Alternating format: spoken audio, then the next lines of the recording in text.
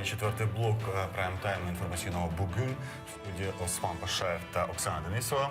Обговорюємо події в Сирії, хімічну атаку, яка відбулася вчора. Маємо в студії гостя Юрій Мацарський, наш колега-журналіст. Добрий вечір, Юрію. Добрий вечір. І представимо Юрій ще один з небагатьох журналістів, який найкраще розуміється по темі і Сирії, і Іраку, і робив інтерв'ю, власне, з президентом Сирії Башаром Асадом. Тому людина, скажімо, знаний фахівець в цій галузі. Так, звичайно. У нас інших не буває. Ми тільки знаних фахівців звемо. Отже, ми просимо одразу запустити відео, яке змонтувала наш апарат, тому що ми на фоні цього відео будемо підводити тему. Отже, вчора о 6:30 ранку північно-сирійська провінція Ідліб була обстріляна з повітря.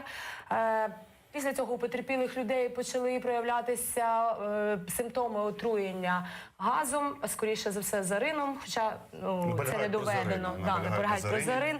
За останніми даними, жертвами стало від 72 до сотні осіб, ще 400 перебувають у лікарнях з ураженнями дихальних шляхів.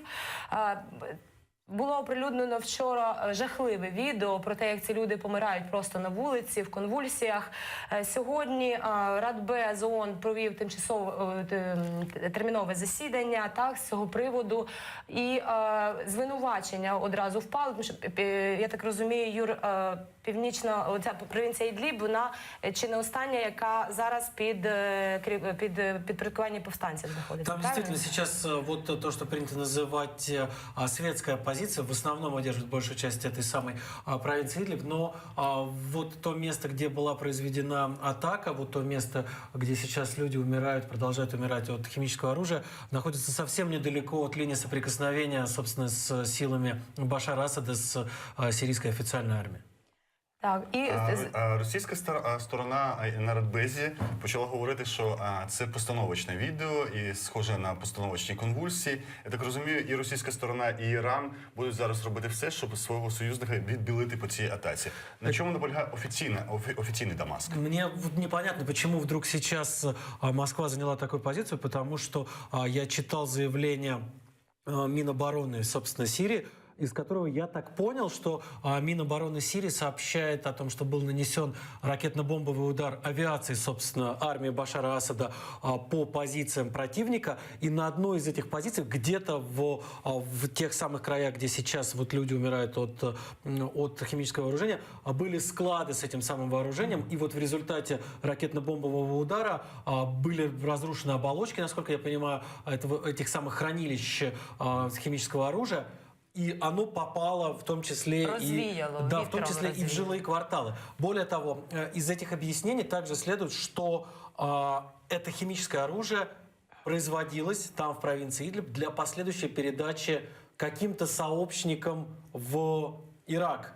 Но вот вся логика подсказывает, что логика событий подсказывает, что я бы не стал верить сразу в такого рода заявления по той простой причине, что даже если просто посмотреть на карту, видно, что вот место вот этого вот ракетно-бомбового удара — это такой северо-восток Сирии, и от иракской границы это сотни и сотни километров. То есть нужно буквально через всю Сирию тащить для того, чтобы через границу с Ираком передать.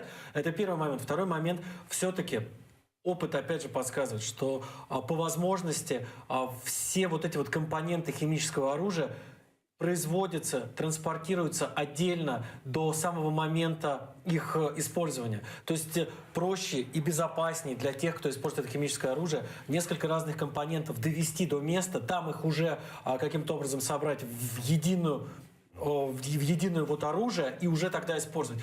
Тащить это все через всю Сирию, условно говоря, на бойовому взводі, мені кажется, це дуже саме. Це на балаклію на цю ситуацію, так? Ні, я, знаєш, що хочу сказати, якщо вони пульнули, розбомбили те, що поряд, і тут розвіяло, то як пояснити тоді це лікарям, які в лікарні вчора, коли привозили людей постраждалих, вони стверджують, лікарі місцеві, я бачила відео, що туди втрапила ракета. В саму лікарню. Вже після того, як відбулося все оце, постраждали почали зводи, ракета туди впала. Добре. До Юрія, вистачає інформації щойно яка є, а для того, щоб робити висновки. вже. Хто це зробив? Сейчас, конечно, недостаточно информации, потому что мы можем видеть те же самые заседания Совета Безопасности ООН. Пока есть только информация из открытых источников от тех журналистов, которые работают там. Это фото и видеосвидетельства. Я не знаю, работает ли там сейчас кто-нибудь, кроме журналистов, работают ли там правозащитники, специалисты как раз в расследовании. Ну, потому что, по большому счету, у любого химического оружия есть свой хвост, да, есть след, по которому можно определить, где тот или иной компонент был произведен. Но это, конечно, должны делать не дипломаты, это, конечно, должны делать не журналисты, не правозащитники, это должны делать специалисты-химики, специалисты в области вооружений. Сейчас действительно очень много заявлений, сейчас очень много противоречивой информации, но пока это все исключительно эмоциональные заявления, пока это все попытки возложить ответственность на одну из сторон конфликта. Я просто ще знаєш, що хочу згадати. Ти казав, що сьогодні і сирійські урядові війська, і режим Асада, і росіяни, значить, знову одностайні у своїх заявах про те, що вони бомбанули поряд. Ще вчора я читала їхні теж одностайні заяви про те, що, мовно кажучи, їх там нет, а ручки-то вот вони. А режим Асада доводив, що у них немає хімічної зброї з того моменту. Це ж не перший обстріл, правильно? Ні, не перший. І після того обстрілу адміністрація Обами, по-моєму, так, мала проконтролювати, щоб Асад здав всю хімічну зброю. І тепер він це дає зараз привід казати, що у мене нема хімічної зброї, це не ми стріляли, так? Чи знаєш ти, може, хто контролював, і чи проконтрольовано, що він здав? Ну, тобто... Ну, опять же, да, понятно, что химическое оружие, несмотря на сложность его производства, это все-таки не ракета, которая на Марс улетит. Его в принципе, возможно сделать, если есть специалисты, если есть необходимое оборудование. Я просто хочу напомнить, что не только там у Башара Асада есть университетские ученые и доступ к чему бы то ни было, если не у себя внутри страны, то через Иран, через Россию, через каких-нибудь сообщников той же Хизбалла ливанская, есть доступ фактически к любым ресурсам, ну, может быть, за исключением каких-нибудь ядерных редких технологий. Простейшее химическое оружие, мы вот знаем, тот же самый Зарин, который, судя по всему, использовался сейчас в провинции Идлиб, был сделан фактически фанатиками-любителями при атаке в токийском метро, если вы помните, да, эту историю с Аум Сендрикё, да. То есть там не было какой-либо поддержки государства, не было никаких многомиллионных вливаний в это дело. Это были люди-фанатики, которые по частям где-то закупили необходимое оборудование, где-то закупили необходимые расходные материалы путем проб и ошибок, как потом выяснилось, потому что были отравления из тех, кто готовил это оружие, были отравления и при попытке куда-то его доставить, но тем не менее, им это удалось. Они совершили чудовищный теракт, не будучи при этом специалистами в этом. У режима Асада и у его противников есть специалисты, которые могут сделать химическое оружие. Они действительно могли отдать все, что только возможно, зная, что сделать новое не потребует огромного количества денег, усилий, людей и так далее. Я просто хочу сказать, что во время моих командировок в Сирию, я был с разных сторон во время своих поездок туда. Я наблюдал оставленные или захваченные лаборатории, в которых, возможно, производилось химическое оружие. То есть там явно было некое химическое оборудование, которое, ну, для чего еще может использоваться в зоне конфликта, причем в зоне вот непосредственных боевых действий. Судя по всему, там так или иначе смешивались разные компоненты для того, чтобы тут же создать химическое оружие. И вот стоит все-таки помнить, да, что я сегодня несколькими уже СМИ об этом говорил, что химическое оружие, вот каждый день так или иначе в Сирии гибнут десятки людей. Но громким событием становится применение химического оружия, потому что это не только оружие убийства, не только оружие массового поражения, это оружие запугивания, это оружие террора. Потому что от массированной бомбардировки можно спрятаться, уйти в какие-нибудь подвалы, в какие-нибудь бомбоубежища. Тот же ИГИЛ роет безумной какой-то длины и инженерной сложности туннели, в которых прячется от бомбардировок американских в том числе. Но химическое оружие – это вот туда, куда проникнет воздух, туда проникнет и отравленный газ. Именно поэтому это оружие террора. Ты никогда не видишь его до тех пор, пока не начнешь умирать от него. Юрію, якщо вже Оксана торкнулася теми не першого застосування хімічної зброї в Сирії, згадаємо те, що відбулося 2013 року. Це на поверхні 21 серпня 2013 року. У передмісті Дамаску використовується хімічна зброя. Після того починається різка ескалація. Я пам'ятаю, ми були в Туреччині. Всі журналісти стягуються зі Стамбула до сирійського кордону. Да? Очікується вже... І з боку Британії, і з боку Сполучених Штатів можлива операція, на якій наполягає Туреччина, і потім урочисто Путін його вивозить. Після того з'являється стаття в Мінпрес, на яку потім дуже багато посилалося про те, що не тільки Башар Асад був зацікавлений в тому, щоб використати хімічну зброю, а і саудівська сторона, яка хотіла спровокувати все ж таки силову операцію по знищенню Асада і його режиму, і натякали на багаторічного посла Саудівської Аравії в Сполучених Штатах, а потім керівника розвідки, його ім'я зараз, я скажу, Бандар Ібн Султан. Да? І в цій статті просто наполягається, що за свідченнями мешканців оази Гута біля Дамаску, ці мешканці наполягають на тому, що саме прибічники саудівські і використали цю хімічну зброю.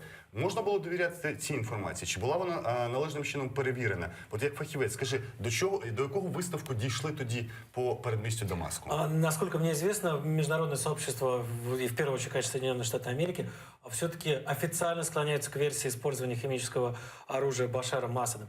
Но я замечу, что я уже это говорил сегодня, повторюсь еще раз, возможности создать химическое оружие есть фактически у любой из... Хорошо, не у любой, у многих из огромного числа группировок, которые так или иначе действуют сейчас в Сирии. Совершенно не факт, что оно есть, химическое оружие есть только у Башара Асада или только у тех группировок, которые поддерживаются Саудовской Аравией или кем-либо еще.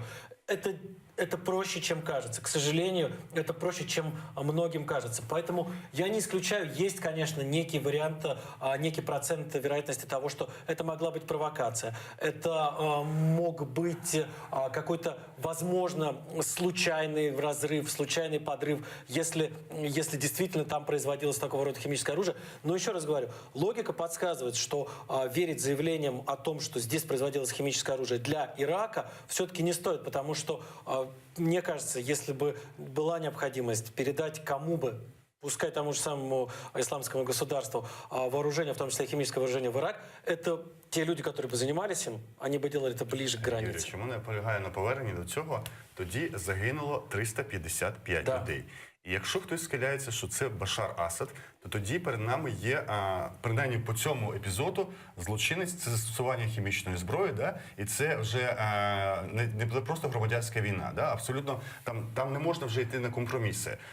Якщо ж не йде наполягання на тому, щоб прибрати Башара Асада навіть з боку Трампа останнім часом, і навіть Туреччина послабила ці слогани «Сирія без Асада», то значить люди не впевнені в тому, що застосовувалася хімічна зброя Асадом, чи готові йому простити? Ты знаешь, Осман, мне кажется, несколько здесь тоньше идет политическая игра, по той простой причине, что и Запад, и Турция, и многие страны залива настаивали на отставке Башара Асада, когда им казалось, что вот он сейчас готов пойти на уступки только для того, чтобы не проиграть эту войну.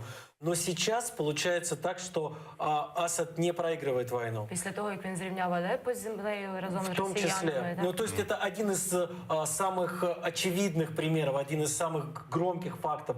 Но сейчас видно, что Асад больше не проигрывает войну. Он больше не в том положении, в котором был, скажем, 2 года назад, когда он в основном отступал, его армия несла потери, и если вдруг где-то происходило какое-нибудь локальное контрнаступление, это подавалось как чуть ли не самое главное, не решающее, мы теперь спасаем страну. Теперь он в положении все-таки того человека, который скорее наступает, причем сам выбирает те позиции и те направления наступления, которые вот он собирается сейчас использовать. Именно поэтому сейчас изменилась риторика и Турции, и Запада. Они понимают, что их главный козырь, вот ты лучше согласись на то, что мы тебе сейчас предлагаем, и уйди по-хорошему, а мы подумаем, что с тобой дальше делать. Этот козырь больше не играет. И теперь они пытаются остановить войну, пытаясь уговорить его остаться но на каких-то приемлемых для них условиях. А приемлемые условия, это даже сейчас не прекратить войну, это хотя бы приостановить вот эту вот бесконечную бойню. Просто я ще, знаєш, хотіла тебе що спитати. Просто я сужу по нашій війні. Так, у нас загострення весь час відбувається в основному напередодні засідання Мінської тристоронньої контактної групи. Так, цей обстріл відбувся за кілька годин до того, як у Брюсселі мала пройти донорська конференція по Сирії, там, де 70 країн мали скинутися грошима і гуманітарною допомогою на Сирію. Чи міг хтось вчинити цю провокацію для того, щоб вони, наприклад, побільше скинулися? Не исключаю такой возможности. Сейчас вообще ничего исключать нельзя. Вообще ничего исключать нельзя. Но все-таки мне кажется, что мне очень хочется верить в то, что нету настолько циничных людей, которые готовы. Хотя я понимаю, конечно, что есть. Ну, да. вот. Я понимаю, что есть люди, которым человеческой жизни вообще ничего не стоит, когда речь идет о Це буде тоді в продовження. Да? Якщо ти кажеш, що Асад не програє, яку частину території він зараз контролює? Сейчас он контролирует примерно чуть больше половины территории Сирии. Я замечу, что это на самом деле очень существенный прогресс, потому что еще там 1,5-2 года назад меньше 40% он контролировал. Более того, мы просто должны еще учитывать то, что, скажем, часть тех территорий, которые он номинально не контролирует, де-факто и де-юре не находится с ним в состоянии войны. Це курдські провінції. Да, это в основном север страны, курдские провинции. Значительная, кстати, территория в Сирии, они не контролируются Асадом, Разом з цими провінціями це скільки виходить вже? Тобто понад половину він контролює? Это получается порядка 60, наверное, может быть, даже 65% территории. Тобто він зараз не контролює лише третину? Примерно треть, да. А ще 1,5 роки контролював лише третину? Да. Тобто, Чуть більше, чуть коли більше треті. він в такій ситуації вже виграє, да? Він відновлює контроль і владу над країною, яка мотивація була б в нього застосувати хімічну зброю і викликати ненависть? Вот я же сейчас уже говорил об этом. Все-таки химическое оружие это действительно оружие террора, оружие внушения страха. Очень сложно себе представить, что вот на тех территориях, которые вернутся, ну, предположим, да, вернутся под контроль Башара Асада именно военным путем, или под контроль того, кто придет ему на смену, но будет, ну, там, его преемником, продолжит его политику. Сложно себе представить, что эти люди будут с удовольствием, добровольно будут жить в мире с теми, кто их бомбил, с теми, кто их травил. Опять же, нам сложно это представить, но, к сожалению, это достаточно распространенное явление не только, кстати, на Ближнем Востоке, в принципе, много где в странах, условно говоря, третьего мира, где политик считает, что проще запугать и через страх подчинить себе людей, чем пытаться договориться. Юрій, от до цинічних людей і до залякування повертаємося. Ти брав інтерв'ю у Башара Асада. Скажи мені, от він, яке враження на тебе справив? Ну, тобто він такий миленький на фотографіях, що ну я взагалі важко собі уявити, що ця людина бомбить, нищить свою країну, сотні людей, тисячі вже лягли там. Високий. Ну і що він високий? Ну він стоїть там як зайчик на цих фотографіях, все время така мілашка. Он, конечно, не сам бомбит, да? Ну, звичайно. Будем честны, да? Але ж ну, він видає накази, він кривавий диктатор. Он отдает приказы, естественно, это ответственность лежит на нем. Но для того, чтобы убить человека своими руками и отдать приказ, в общем, нужны разные черты характера. Если ты сидишь у себя где-нибудь, как это происходит и с ним, и с массой других диктаторов, где-нибудь у себя в столичном бункере или в укрепленном каком-то районе, и получаешь картинку из телевизора такую, которую тебе... в Сирии существует Министерство информации, в Сирии существует чудовищная цензура, в Сирии любая информация, которая в итоге доходит до людей, проходит несколько этапов проверки, перепроверки, переподтверждения. В итоге многие из них сами начинают верить в то, что говорится по телевизору. Якщо він сидить в бункері і дивиться телевізор, то йому пропаганда показала? Он видит, что там страшные людоеды, бородатые, которые еще очень активно сирийская пропаганда с самого начала войны доносила до людей, что вот те, кто воюет против Башара Асада, они не местные. местный сириец, только если он совсем выродок, плюет на могилу отца и матери, это вот дословная цитата, только в этой ситуации он может пойти взять оружие и воевать против любимого президента, великого народа и так далее. Что это все пришлые. И эти пришлые пришли, значит, вторглись, набрали себе Десь я це местных, чула. На местных Майдані стоять манкуртов. ликияни. Да, местных манкуртов, которые вот наплевали на все и вот пошли против нашего всего. Вот такая вот ситуация.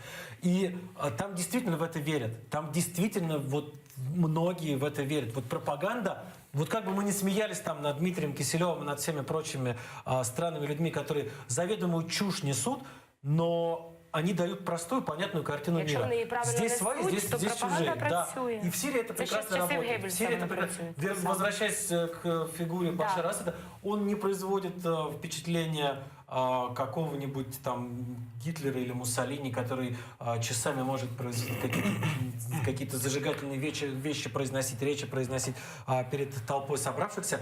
Кстати, он этого и не делает, потому что можно посмотреть его выступления на разного рода митингах. Он там очень скромно стоит, несколько слов рассказывает о том, как нужно поддерживать любимую родину и как он ждет подвига от своих Ну, сограждан. тому що у нас, наприклад, Янукович, колишній президент, так він коли з кимось сідав один на один розмовляти, він розповідав про своє важке дитинство. Да. Так, і він намагався викликати жалість до себе, і в такій розмові один на один люди на це велися, так і ну у нього була така тактика, так і починали йому типу вірити і слухати те, що він каже.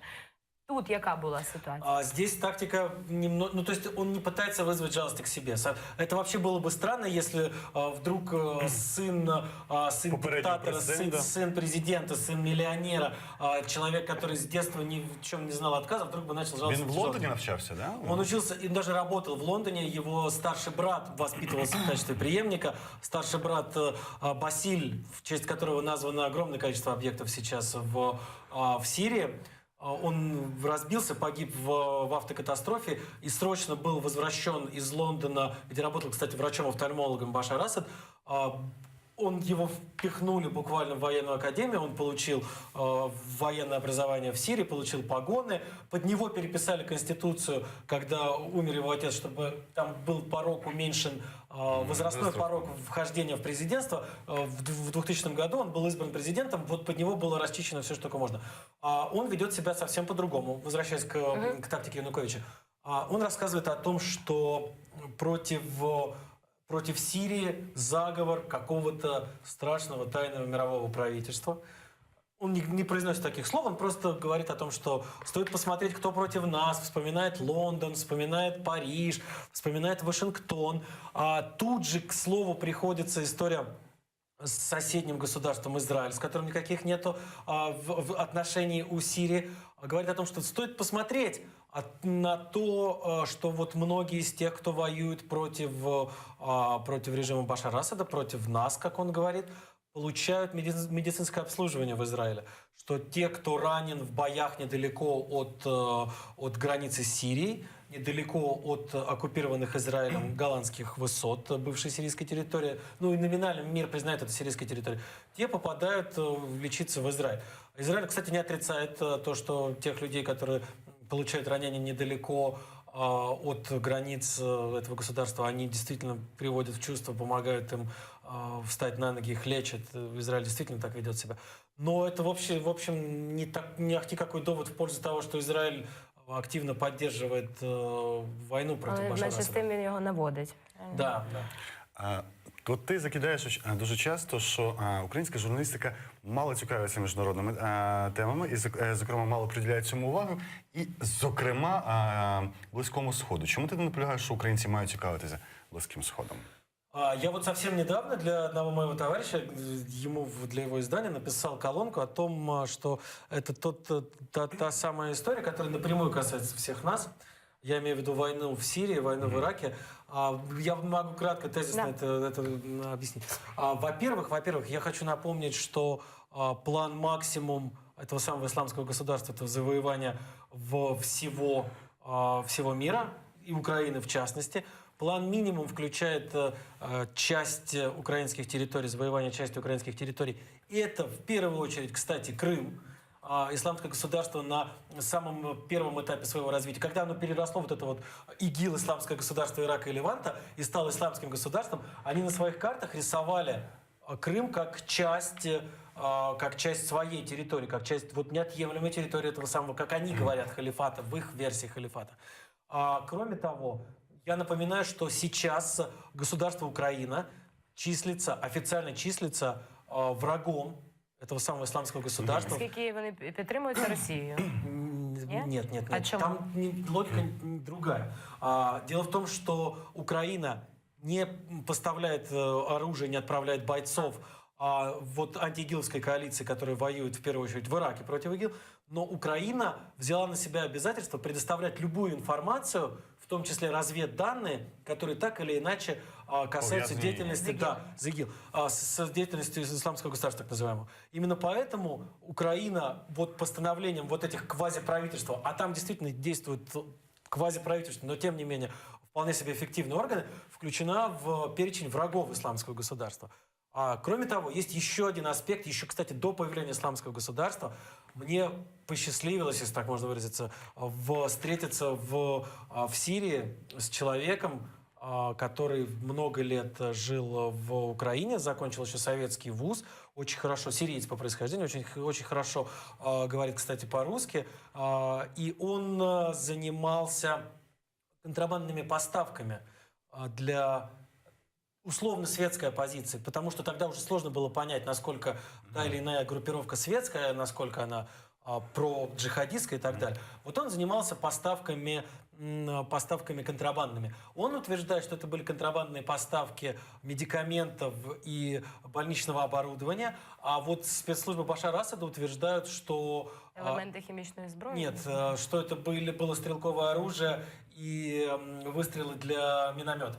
Ну, собственно, здесь уже не так важно, что именно туда шло, а важно то, что так или иначе, но вот часть этого подпольного контрабандного маршрута, и сложно даже себе представить, насколько это великая часть была, пролегала через Украину.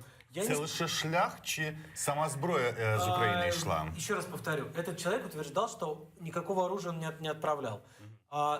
Я замечу, что там на самом деле и в Сирии, и в Ираке невероятное количество оружия со всего мира. Просто невероятное количество. Его пути часто совершенно загадочные и чудовищные. Я вот, например, знаю от своих знакомых там, в Сирии, что часть оружия, произведенного в Болгарии еще в 80-е, в 90-е годы, пришла туда, на север Сирии.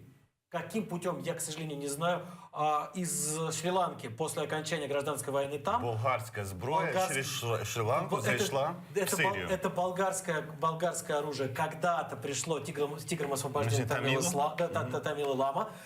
После того, как война закончилась, это оружие было какими-то местными подпольными группировками перепродано, где-то было погружено на корабли і в итоге всплыло в Цікавіше Сирії. про Україну. Ця людина, з якою ти спілкувався, каже, що доставлялися медикаменти, а І офіційно... больничне обладнання для лікарень, а сирійська офіційна влада наполягала, так? Спецслужбісти, да, Спецслужбісти Да. казали, що Це ця людина займалася Поставками, да, озброєння через Україну. Скажем так, этого человека в итоге задержали на территории Сирии в одном из предместий Дамаска, тогда, когда он прибыл именно из Украины. То есть он прибыл, может быть, Украина была не первым пунктом его путешествия, но вот он прибыл в Дамаск из Украины. Що з ним зв'язок? Я так подозреваю, что он сейчас продолжает находиться где-нибудь в заключении в Дамаске. Добре, а я от хотіла ще спитати про, я просто сьогодні вперше почула, я ж не міжнародник, про план «Максимум і ділу». Значить, завоювання всього світу і, зокрема, і України. Я дуже рада з цього приводу. Але скажи, будь ласка, а наскільки вони чисельні? Ти кажеш, у них є квазіуряд, вони в бункері десь там сидять, де вони Тим базуються? більше, що зараз йде мова про те, що фактично він зникає. Тут история такая, что непонятно, насколько вот он действительно он теряет территории, он теряет огромное количество людей. Сложно сказать. Сегодня, кстати, было заявление от одного из командующих вот тех сил, которые международных, которые воюют против исламского государства. Он сказал, что за время войны против ИГИЛ погибло порядка 70 тысяч бойцов ИГИЛ. Ну, то есть сложно понять. Каким образом считалось, каким образом смогли они посчитать? Понятно, что работает агентура, но агентура не может каждого, даже каждого, наверное, десятого Якщо посчитать. не розсіяні, якщо Да. бродячі цифри. У них есть сейчас, у них сохраняется, по крайней мере, часть города Мосул в Ираке. Когда-то это был крупнейший город для того, чтобы просто представить себе. Это город примерно с размером и населением с Харьков. Они его превратили в самую настоящую І крепость. одна з нафтових столиць, здається. Да. Там совсем он окружен полями нефтеносными. Это север Ирака, там фактически кругом эти нефтеносные поля. Этот Мосул на самом деле был таким перекрестком. Во-первых, он совсем недалеко от сирийской границы, во-вторых, совсем недалеко от турецкой границы. Кроме того, через Мосул по-прежнему проходит, хотя, конечно, сейчас бездействует шоссе, которое соединяло Средиземноморское побережье с Сирией, с Ираном и, соответственно, с Персидским заливом. То есть вот Мосул, он с древнейших времен находился на перекрестке всех возможных торговых и прочих путей. Конечно, для них, для ИГИЛ, это был очень лакомый кусочек. Кроме того, у них остается сирийская Рака в их руках. Это по-прежнему их столица. Там сейчас с разных сторон разворачивается наступление. Оно поначалу было очень быстрым, и казалось, что возьмут Раку очень быстро. Но перегрупповались игиловцы, смогли остановить, не остановить, но, по крайней мере, сильно задержать это самое наступление.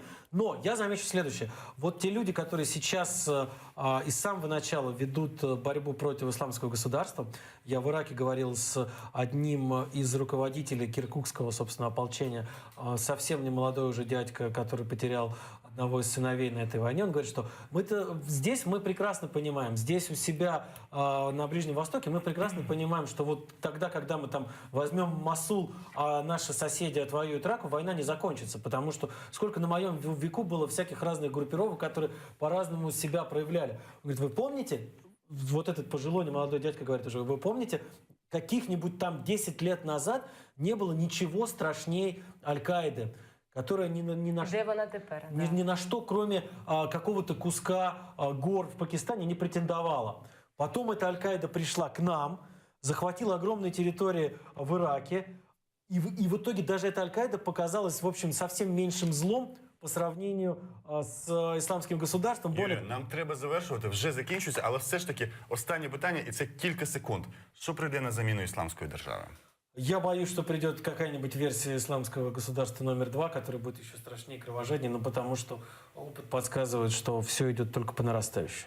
Юрій Мацарський, фахівець з Близького Сходу, зокрема Сирії, який прокоментував нам, як використання хімічної зброї вчора у провінції Ідліб, так і зробив версії, що хімічна зброя може бути не лише у влади. А за 5 хвилин новини кримськотатарською мовою з Мевілія Мухтар. Ми повернемося наступного понеділка. Завтра Ілона Довгань, Андрій Куліков вже готують ефір для вас. Дочекайтесь.